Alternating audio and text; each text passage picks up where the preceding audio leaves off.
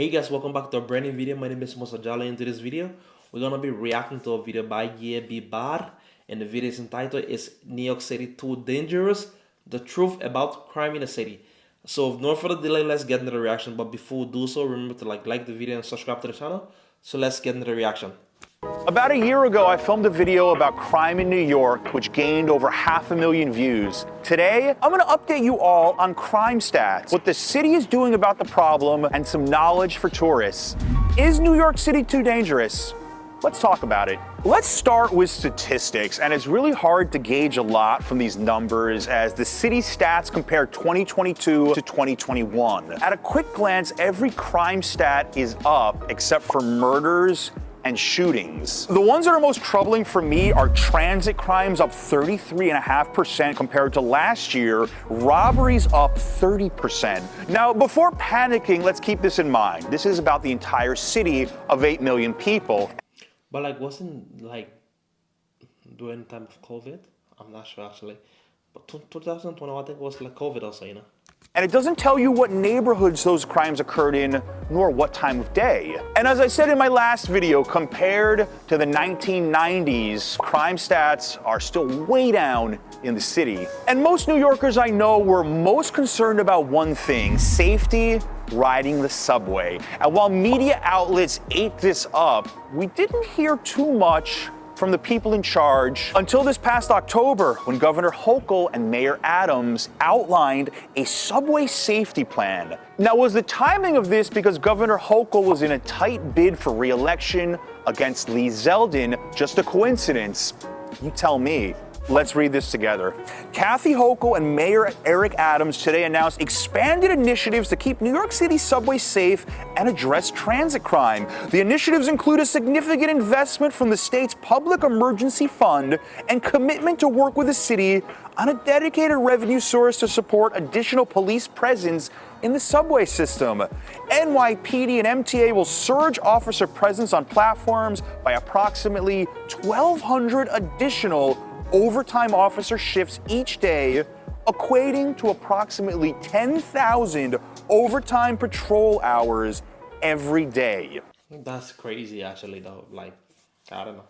But politics and the way to do things sometimes, I don't have much to say about that, but it's weird sometimes. I take the subway a few times a week, and even yesterday, riding the train from Park Slope, Brooklyn to Midtown Manhattan, I saw police in 3 of the 4 stations that I was at. So this thing's for real. Great quote from Eric Adams here.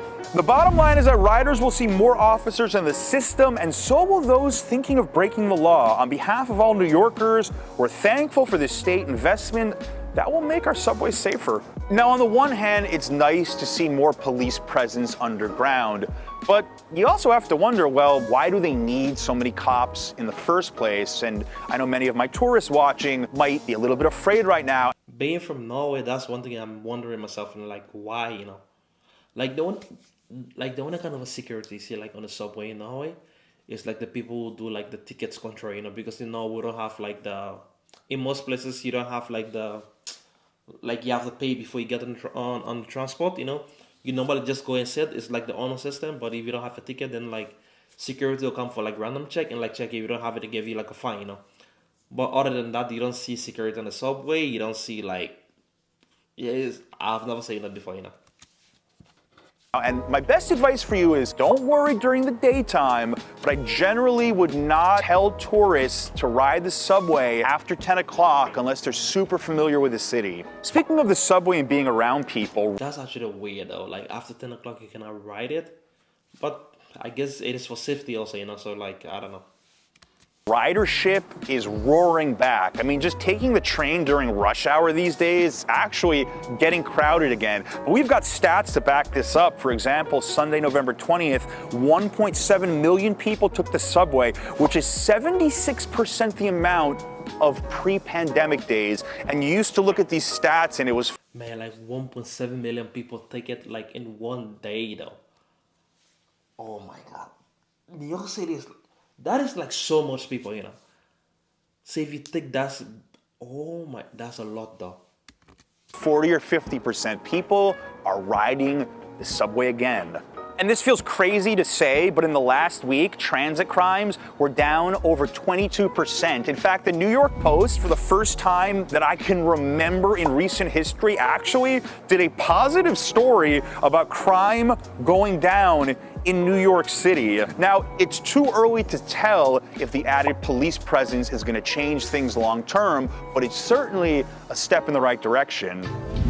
Not only is subway crime down, but so is fare evasion. The MTA recently contracted a private company to send armed and unarmed guards underground. The armed ones guarding the vending machines and the unarmed ones standing in front of emergency exits. Now, according to this article, the MTA is netting $100,000 in extra revenue, and the MTA CEO said, That is like so crazy, you know. If you give people like the chance to like, that's one thing that is like amazing about now and like most countries in Europe, like this honor system, it really work nice. But it's like it's weird for me how like in the place like the US, you know, people rather not pay, you know, like let me try my luck, you know. If you look in the grand scheme of things, it's not really that expensive. Of course, I know like people have like different situation, but if you look in the grand scheme of things, it's not really that expensive to pay like your monthly ticket, you know, for the convenience, you know. But I don't see why people would like try to like jump over and like try to not pay. You know, it's weird actually. You know. transit criminals are overwhelmingly fare beaters. Mayor Adams just started a new program in New York City to address mental illness. He announced a controversial plan to remove people with severe mental illness from the streets and subways, whether they agree to it or not. He said it's wrong to see people talking to themselves delusional and doing nothing until they carry out a dangerous act.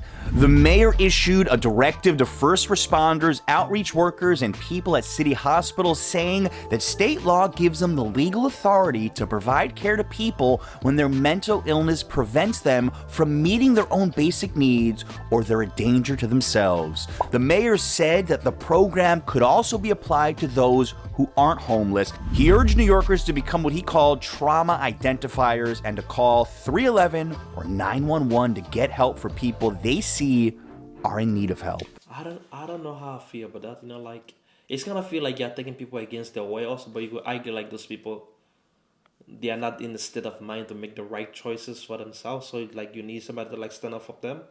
I know it's not fair to like compare Norway and the US because like the US is like a ship, like a cargo ship, and then like Norway is like a Fiat, you know. Even though like the Fiat is like really so efficient, but it's like so small in comparison to like the ship, you know. But I feel like also like you could like see some things that the Fiat implemented, like for example when it comes to like the aerodynamics, you know, when it comes to like how the engines like save fuel by not going so fast, you could like implement some things like that in like the states and help it to make it a little bit not like Norway but a little bit better, you know, because I strongly feel like people shouldn't be paying for healthcare, you know, or it should be like subsidized by the government, you know. But I don't know economics, I don't know like this the logistics that go into like making those kind of things possible, you know. I also saw an article that said like the American government spend more money per capita on healthcare than most European countries that have like free healthcare, you know. So that means like the system is like not really working so properly, you know. So there is things they could do to like try to like change it and make it a little bit better. But like I said, like I don't have the answers, I don't know everything, but I feel like it's weird, you know, like for people to have to like be in this kind of condition, like for them to make it like a law for them to get help like that, you know. I feel like it's not fair actually. Now, if you're wondering what this sketchy looking place that we're filming at is all about, this is Cortlandt Alley, which is the most dangerous alley in New York City. Well, on television anyway, because they film so many TV shows like Law and Order here. I've actually walked by and seen fake body chalk on the ground because they used it on some show, but you've probably seen this on television or movies, and ironically, this is probably one of the safest alleys in New York City, full of art galleries. I've been here over an hour. I have not seen one single shady thing. By the way, guys, celebrity sighting Marlon, Casey Neistat's delivery driver, hanging out right behind us. Hey, how are you? Well, statistically speaking, your odds of being a crime victim in New York as a visitor are very, very slim. Your odds of seeing some unsavory behaviors, well, those aren't so slim. One that was reported in the papers that I actually saw for myself in Midtown a few months ago, the return of the squeegee guys. Maybe you've seen it 20, 30 years ago. Somebody comes up to your car windshield, sprays it down with water, wipes it, and expects you to pay. I don't spend as much time in Manhattan as I used to, but even walking my old street in Greenwich Village just a few weeks ago, I saw a homeless encampment. And I feel terrible for the people that have to live like that. But at the same time, many locals are getting the perception that the city is spiraling out of control when they walk past things like that. I've never actually seen this myself in New York, only in Las Vegas, but according to the New York Post, 2 Irish tourists were scammed out of $2,000 in Times Square playing a shell game. You know, where somebody puts dice or a marble under a hat? Well, apparently they bet $1,000, lost, then bet another $1,000, and lo and behold, the guy takes off with it. I mean, That is like on them, you know, like, why would you do that, you know? Why would you go and bet like $2,000 on like what? That's crazy though, like, I don't know. I'm sorry, but some people just bring these things upon themselves. There's a lot of scams in New York. I hope that you don't fall for that one. And that harkens many old timers back to the Times Square of the 1970s and 1980s, where that was actually pretty commonplace. So again, the perception of New York being dangerous and your actual odds of being a victim of a crime, two very different things. For my visitors watching, I'd like to share some practical advice that I've said in other videos, but bears repeating. Always be alert of your surroundings, especially on the subway. No, double it down on the subway. Don't get into arguments with people over anything. You don't know what they're carrying. You don't know what their mental state is like. And most important, trust your gut. If something feels off to you, remove yourself from the situation. Switch subway cars at the next station, cross the street, turn around, whatever it takes. Nobody knows you here. Nobody is judging you for switching seats on the subway if you feel uncomfortable. Like, the city is so amazing to have this kind of a problem, you know, like, I know like everywhere in the world have this kind of a problem, but I feel like the city is so amazing for this, you know. But probably this is like all part of the charm of the city, you know. I care as much about safety as anybody else and feeling safe in my own city. I'm extra vigilant these days. I don't take the subway late at night, and I never leave home without my pepper spray. Luckily, I've never had to use it. There's two ways to look at the increase in crime in New York City. There's the optimists who would say crime is still down big historically, that all US cities are going through this, and that it's a big cycle and things are gonna get better.